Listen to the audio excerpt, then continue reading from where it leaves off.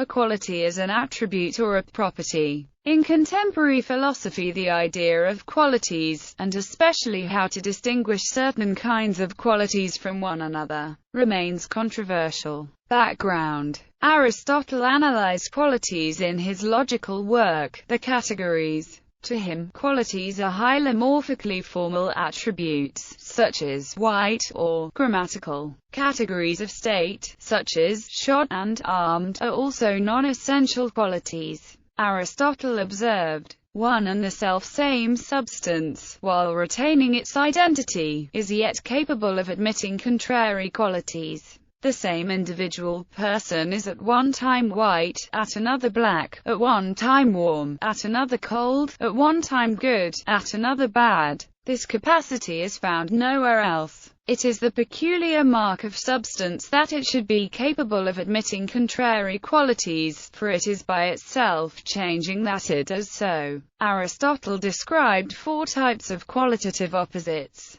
correlatives, contraries, privatives and positives. John Locke presented a distinction between primary and secondary qualities in an essay concerning human understanding. For Locke, a quality is an idea of a sensation or a perception. Locke further asserts that qualities can be divided in two kinds: primary and secondary qualities. Primary qualities are intrinsic to an object, a thing or a person, whereas secondary qualities are dependent on the interpretation of the subjective mode and the context of appearance. For example, a shadow is a secondary quality. It requires a certain lighting to be applied to an object. For another example, consider the mass of an object. Weight is a secondary quality since, as a measurement of gravitational force, it varies depending on the distance to, and massive, very massive objects like the Earth, as described by Newton's law. It could be thought that mass is intrinsic to an object, and thus a primary quality. In the context of relativity, the idea of mass quantifying an amount of matter requires caution. The relativistic mass varies for variously traveling observers. Then there is the idea of rest mass or invariant mass.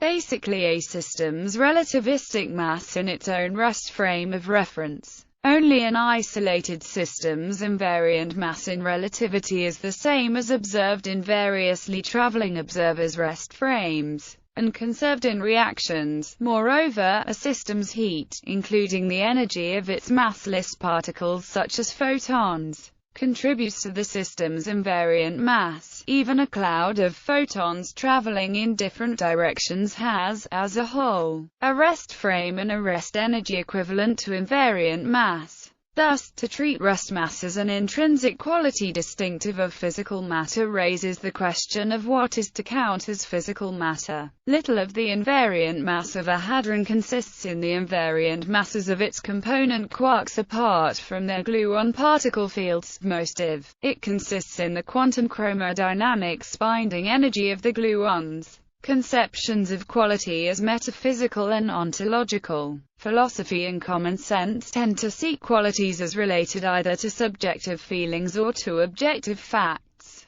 The qualities of something depends on the criteria being applied to and from a neutral point of view, do not determine its value. Subjectively, something might be good because it is useful, because it is beautiful, or simply because it exists. Determining or finding qualities therefore involves understanding what is useful, what is beautiful and what exists. Commonly, quality can mean degree of excellence, as in, a quality product, or work of average quality. It can also refer to a property of something such as the addictive quality of nicotine. In his book, Zen and the Art of Motorcycle Maintenance, Robert M. Pierschig examines concepts of quality in classical and romantic, seeking a metaphysics of quality and a reconciliation of those views in terms of non-dualistic holism.